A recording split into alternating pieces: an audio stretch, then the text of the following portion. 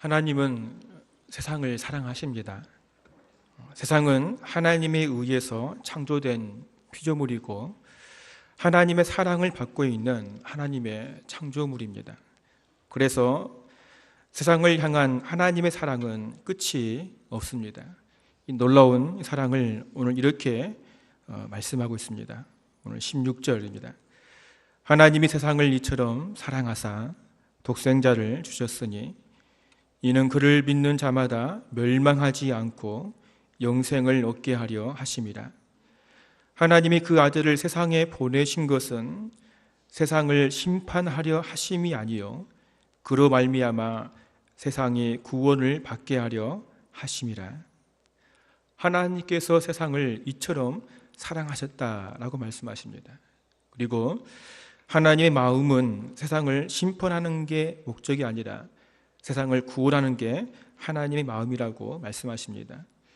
이 놀라운 하나님의 사랑이 있기에 오늘 우리가 이곳에 하나님을 찬송하며 예배드리고 있는 줄로 믿습니다. 그러면 하나님께서 세상을 사랑하시는데 이처럼 사랑하신다고 꼭 집어서 말씀하신 그 이유는 무엇일까요? 그것은 세상을 향한 하나님의 사랑이 얼마나 크고 또한 간절한 것을 우리에게 보여주시는 것입니다. 오늘 우리는 하나님께서 세상을 이처럼 사랑하시는 모습을 살펴보면서 함께 하나님의 사랑 가운데 나아가는 시간이 되시기를 바랍니다.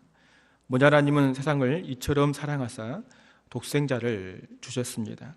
오늘 16절 초반에 보니까 하나님이 세상을 이처럼 사랑하사 독생자를 주셨으니, 하나님께서 세상을 사랑하시는 이 사랑의 크기는 독생자를 주시는 이 사랑입니다. 독생자를 주셨다는 것은 하나님의 전부를 주셨다고 말할 수 있는 것입니다. 왜냐하면 하나님의 독생자 예수는 하나님 자신이기 때문입니다. 이 독생자라는 말은 요한만이 사용하는 이 단어입니다. 유일하다, 독특하다 이런 뜻을 가지고 있습니다. 요한이 예수님 하나님 독생자라고 말한 것은 그리스도께서 하나님의 아들 되심은 말씀이 성육신으로 말미암아 된 유일한 하나님의 아들이기 때문입니다. 요한복음 1장 14절 말씀 보니까 말씀이 육신이 되어 우리 가운데 거하심에 우리가 그의 영광을 보니 아버지의 독생자의 영광이요 은혜와 진리가 충만하더라. 요한은 말씀이 육신이 되어 우리 가운데 예수로 임하셨는데 예수의 영광을 보니 하나님 아버지의 독생자의 영광이요 은혜와 진리가 충만하더라, 이렇게 선포하고 있는 것입니다. 이렇게 은혜와 진리가 충만한 독생자 예수를 하나님께서 세상에 주셨다는 것입니다. 그러면 하나님께서 독생자를 세상에 주신 이유는 무엇일까요? 16절 중반에 보니까 이는 그를 믿는 자마다 멸망하지 않고 영생을 얻게 하려 하심이라 말씀하십니다. 하나님은 세상이 영생을 얻게 하려고 독생자 예수를 주셨다는 것입니다. 하나님 마음은 세상을 멸망시키는 것이 아닌 세상에 영생을 주시기 위해서라고 독생자를 주셨다라고 그렇게 말씀하고 있는 것입니다. 우리 여기서 하나 생각해야 될 것이 있는데 영생이라는 단어입니다. 여기서 영생은 그냥 시간적인 의미로 영원히 산다라고만 생각하면 안 될 것입니다. 왜냐하면 영원히 산다는 것은 이 악인들도 역시 형벌 가운데 영원히 살아가기 때문입니다. 그래서 영생은 영원 불멸의 의미보다는 그리스도를 믿음으로써 하나님과의 새로운 관계에 들어간다라는 것으로 보아야 한다는 것입니다. 요한복음 17장 3절 말씀 보니까 영생은 곧 유일하신 참 하나님과 그가 보내신 자 예수 그리스도를 아는 것입니다. 다시 말해서 영생은 현재 하나님과 그리고 그가 보내신 예수님과 교제함으로 주어지는 새로운 생명을 말함과 동시에 마지막 날에 이루어질 영원한 하나님과의 친교에 들어가는 것을 말씀하고 있다는 것입니다. 이런 의미에서 영생은 하나님과의 교제의 단절을 의미하는 죽음과는 반대 의미로 오직 하나님이 주신 독생자 예수를 믿는 자만이 이러한 영생을 소유할 수 있다는 것입니다. 이처럼 하나님께서 이 세상에 영원한 생명을 주시기 위해서 독생자를 주셨는데 여기서 주셨다는 말에는 예수님의 십자가 고난이 함께 포함되어져 있다는 사실입니다. 이 주셨다는 단어는 보내다, 넘겨주다, 값을 지불했다는 뜻으로 하나님께서 직접 스스로 주셨다는 것입니다. 그리고 독생자를 주신 대상을 세상이라고 말씀하고 있는데, 이 세상은 넓게는 온 우주를 말할 수 있고 좁게는 이 땅에 사는 인생들을 말할 수 있는 것입니다. 하나님은 이 세상에 인생들의 죄값으로 독생자 예수를 주셨다는 것입니다. 고린도전서 6장 19절 20절에 이렇게 말씀하십니다. 너희 몸은 너희가 하나님께로부터 받은 바 너희 가운데 계신 성령의 전인 줄 알지 못하느냐. 너희는 너희 자신의 것이 아니라 값으로 산 것이 되었으니 그런즉 너희 몸으로 하나님께 영광을 돌리라. 사도 바울은 음행으로 몸을 더럽히는 자들에게 너희 몸은 그리스도의 피값으로 산 성령의 전이라, 그렇게 말씀하고 있습니다. 요한계시록 5장 9절 이하 보니까 그들이 새 노래를 불러 이르되 두루마리를 가지시고 그 인봉을 떼기에 합당하시도다. 일찍이 죽임을 당하사 각 족속과 방언과 백성과 나라 가운데서 사람들을 피로 사서 하나님께 드리시고 그들로 우리 하나님 앞에서 나라와 제사장들을 삼으셨으니 그들이 땅에서 왕노릇 하시기로 하리로다 하더라. 예수님께서 십자가에 죽임을 당하셔서 세상 속에서 우리를 사서 하나님께 드려 하나님 앞에서 나라와 제사장들로 삼으셨다는 것입니다. 우리 하나님은 세상 속에 더러운 죄로 죽어버린 우리를, 뜨거운 불못에서 영원히 살 수밖에 없는 우리를 마귀의 손에서 예수의 생명의 핏값으로 우리를 사신 줄로 믿으시기 바랍니다. 하나님의 아들 독생자를 넘겨줄 정도로 세상을 사랑하셨다는 것입니다. 다시 말하지만 여기서 세상은 이 땅의 모든 인생들을 말합니다. 더러운 죄로 죽어가는 인생들 말이죠. 사도 바울은 디모데전서 2장 4절 말씀에서 하나님은 모든 사람이 구원을 받으며 진리를 아는 데에 이르기를 원한다, 그렇게 말씀하고 있습니다. 하나님께서는 하나님의 사랑을 독생자를 통해서 부어주신 것이죠. 영원한 멸망에서 영원한 생명으로 나갈 수 있는 양의 문이신 예수님을 이 땅에 보내주신 것입니다. 그래서 우리는 날마다 우리의 입술로 고백하며 살아가야 하는 것입니다. 주님의 십자가 보혈로 하나님의 사랑이 우리 안에 풍성하게 임하심을 고백하며 살아가야 한다는 것입니다.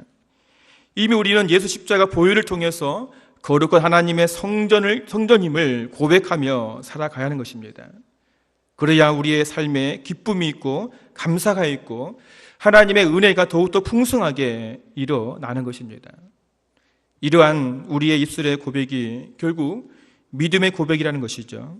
내가 구원을 받은 것은 당연한 것이 아닌 모든 게 하나님의 은혜로 이루어 주셨음을 고백할 때에 우리의 삶은 은혜로 나가게 되는 것입니다. 그래서 요한은 그를 믿는 자에게 영생을 얻게 하려 하심이라고 말씀하고 있는 것입니다. 오늘 18절 말씀에서도 그를 믿는 자는 심판을 받지 아니하는 것이요 믿지 아니하는 자는 하나님의 독생자의 이름을 믿지 아니하므로 벌써 심판을 받은 것이니라. 아무리 하나님 교회 안에 들어와 있어도 진정한 믿음을 가지지 않는 자는 결국 하나님의 심판을 면할 수 없다는 사실입니다. 아니, 이미 심판을 받았다는 것이죠. 그러나 아무리 작은 자라도 하나님의 독생자 예수의 이름을 믿는 자는 결코 심판을 받지 아니한다라고 우리에게 말씀하고 있습니다. 믿음은 내가 소유하는 것이 아닌 하나님의 은혜로 주어짐을 항상 기억하시며 날마다 겸손하게 달려가시기를 바랍니다. 하나님은 이처럼 독생자를 기꺼이 주실 정도로 이 세상을 사랑하셨습니다. 두 번째로 하나님이 세상을 이처럼 사랑하사 독생자를 보내주신 것은 세상을 구원하시기 위해서라고 우리에게 말씀하십니다. 오늘 17절 말씀에서 하나님이 그 아들을 세상에 보내신 것은 세상을 심판하려 하심이 아니요 그로 말미암아 세상이 구원을 받게 하려 하심이라. 요한은 하나님께서 그 아들 곧 독생자 예수를 세상에 보내신 이유는 세상을 심판하심이 아니요 세상이 구원을 받게 하려고 보내셨다고 말씀하십니다. 다시 말하면 세상을 심판하시기 위해서 독생자를 보내주신 것이 아니란 것이죠. 심판과 구원은 하나님께 있습니다. 하나님께 세상을 심판하시기도 하고 구원하시기도 한다는 것이죠. 그런데 이러한 심판과 구원의 판단 기준은 바로 하나님께서 기꺼이 보내주신 독생자 예수를 통해서 심판과 구원을 내리신다는 것입니다. 오늘 18절을 한번 더 읽겠습니다. 그를 믿는 자는 심판을 받지 아니하는 것이요 믿지 아니하는 자는 하나님의 독생자의 이름을 믿지 아니함으로 벌써 심판을 받은 것이니라. 하나님께서 세상을 이처럼 사랑하셔서 독생자를 아낌없이 십자가에서 핏값으로 내주셨는데 독생자의 이름 곧 예수 그리스도를 믿지 아니하는 자는 이미 심판을 받았다는 것입니다. 그러면 하나님의 사랑을 받은 우리 인생들이 십자가의 사랑을 보았으면서도 왜 예수 그리스도 안에 들어오지 못하고 심판을 받아야만 했습니까? 요한은 세상의 행위가 악하기 때문이라, 세상의 행위가 악하기 때문이라고 말씀하고 있습니다. 모든 행위가 악하기 때문에 참 빛으로 오신 예수님께 나아가지 못하고 어둠 속으로 더 깊이 빠져간다는 것입니다. 요한은 이것을 어둠을 더 사랑한다 이렇게 표현을 하고 있습니다. 정죄는 이것이니 빛이 세상에 왔으되 사람들이 자기 행위가 악함으로 빛보다 어둠을 더 사랑하였다는 것입니다. 예수를 믿지 않는 자들이 받는 심판, 곧 정죄는 빛이신 예수님께서 세상에 왔지만 자기 행위가 악해서 빛보다 어둠을 더 사랑했던 것이죠. 죄는 더 큰 죄를 낳게 됩니다. 다시 말하면 어둠은 더 깊은 어둠 속으로 빠져 들어간다는 것이죠. 죄는 빛으로 절대 나오지 않습니다. 왜냐하면 빛으로 나오면 죄악이 드러나기 때문이라는 것입니다. 이것이 죄악 가운데 살아가는 우리 인생들의 모습입니다. 요한은 20절에 이 악을 행하는 자들이 빛을 미워하는 이유에 대해서 이는 그 행위가 드러날까 함이라 이렇게 말씀하고 있습니다. 우리는 드러날까 합니다 이 단어를 주의 깊게 보아야 됩니다. 이 뜻은 폭로되지 않게 하고자, 죄를 깨닫게 되지 않고자 이런 의미를 가지고 있습니다. 다시 말하면 악한 행위를 하는 자들은 빛이신 예수 앞에 나갈 때에 자기 죄가 드러날까 봐 두려워서 어둠 속으로 더 깊이 들어간다는 것입니다. 유대인들이 왜 예수님을 죽이려고 하였습니까? 그것은 예수님으로 인해서 자신들의 죄악이 드러나기 때문입니다. 예수님으로 인해서 불의가 드러나기 때문에 이들은 예수님을 행하는 모든 일에 트집을 잡고 제거하려고 하였던 것입니다. 하나님께서는 백성들을 심판하시기를 원하지 않습니다. 그래서 백성들의 죄를 여러 가지 방법으로 폭로하셔서 하나님께 돌아오도록 하셨습니다. 먼저는 선지자를 통해서 백성들의 죄를 폭로하였죠. 우리 잘 알고 있는 이 다윗이 바스바를 범하였을 때 하나님은 나단 선지자를 보내셔서 다윗의 죄를 드러나게 하시고 하나님 앞에 다시 서게 하였습니다.